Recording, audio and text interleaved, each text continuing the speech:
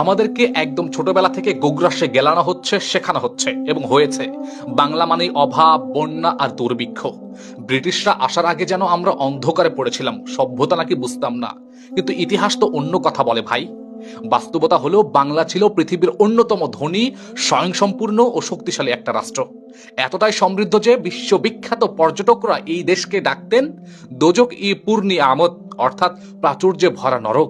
নরক কারণ আবহাওয়া ছিল গরম ও আর্দ্র, আর প্রাচুর্য কারণ খাদ্য ও সম্পদের কোনো অভাব ছিল না এই বাংলাতে। 1346 সালে বিখ্যাত মাগরিবি পর্যটক ইবনে বতুতা বাংলায় এসেছিলেন।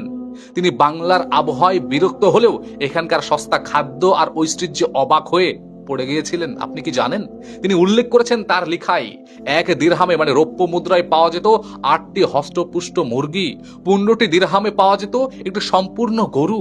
এটা কোনো রূপকথার গল্প নয়, এগুলো ইতিহাস, এগুলো ইতিহাসে লিপিবদ্ধ বাস্তব তথ্য, যার প্রমাণ আমাদের কাছে আছে। স্বাধীন সুলতানি আমলে মানে 1338 থেকে 1538 সালে বাংলা ছিল বিশ্ব বাণিজ্যের কেন্দ্রবিন্দু। তখনকার বাংলা পরনির্ভরশীল ছিল না আজকের মতো।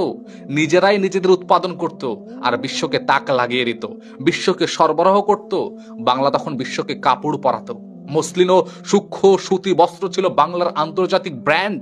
রোমান সাম্রাজ্য থেকে শুরু করে চীন সবাই বাংলার কাপড়ের জন্য উন্মাদ হয়ে থাকতো। আর আজকে 1406 সালে চীনা পর্যটক মা হুয়ান বাংলায় এসে লিখেছেন, এখানে উন্নত মানের রেশম উৎপাদন হয়, উৎকৃষ্ট কাগজ তৈরি হয় এবং বিশাল আকার জাহাজ নির্মাণ করা হয়।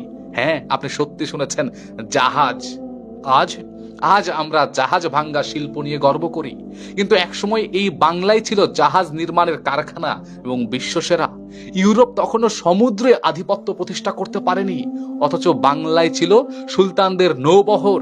চট্টগ্রাম, মালদ্বীপের কথা বলেন, ইন্দোনেশিয়ার কথা বলেন, আরব সাগরের কথা বলেন, সকল জায়গায় পর্যন্ত দাপিয়ে ব্যর্থ তারা এই বাংলার সুলতানরা। পরবর্তীকালে ব্রিটিশ নৌবাহিনীর বিখ্যাত ব্যাটেল অফ ট্রাফালগার এ ব্যবহৃত অনেক জাহাজও কিন্তু বাংলার সেগুন কাঠ ও কারিগরদের হাতে তৈরি হয়েছিল।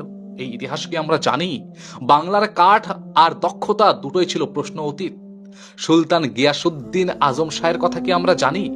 আজম শাহ পারস্যের মহাকবি হাফিজের সঙ্গে চিঠি চালাচালি করতেন সেই সময়।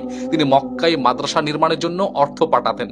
কল্পনা করেছেন এই বাংলা থেকে আজ যাকে সাহায্য নির্ভর বলা হয়, সেই বাংলার শাসকরাই একসময় বিদেশে সাহায্য করতেন, সাহায্য পাঠাতেন। আপনি একবার কল্পনা করেন তো, বাংলার এই বিপুল সম্পদ শেষ পর্যন্ত কাল হয়ে দাঁড়ালো। বর্গীরা বারবার হানা দেয় লুটের লোভে, আর 1757 সালে পলাশীর আমবাগানে স্বাধীনতার সূর্য অস্ত যাওয়ার পর শুরু হয়ে গেল ইতিহাসের সবচেয়ে ন্যাক্কারজনক ভয়াবহ লুটপাট আর পাচার। এরপর ধীরে ধীরে প্রাচুর্যের বাংলা পরিণত হয়ে গেল অভাবে, দুর্ভিক্ষে। বাংলা যার দায় ইতিহাসের উপর চাপানো হয় আমাদেরই ঘাড়ে। বাংলা কখনোই জন্মগতভাবে দরিদ্র ছিল না, দরিদ্র বানানো হয়েছে জোর করে। ইতিহাস জানলে মাথা নত নয়, মাথা উঁচু করে দাঁড়ানোর সাহস আসে। আমরা কি ইতিহাস জানবো না, ইতিহাস পড়বো না, ইতিহাস চর্চা করবো না? আমরা কি এই বাংলাকে চিনতে শিখবো না? আমরা কি টিপু সুলতানকে চিনেছি? আমরা কি নুসরত শাহকে চিনেছি?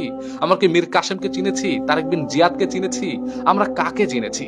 আমরা জাতিগতভাবে, আমরা ধর্মের দিক থেকেও আমাদের বীরদেরকে চিনেনি। আমরা এই বাঙালি জাতি হিসেবেও এই বাঙ্গালার নায়কদেরকেও চিনেনি। আমরা কি ইলিয়াস শাহকে আমরা চিনি?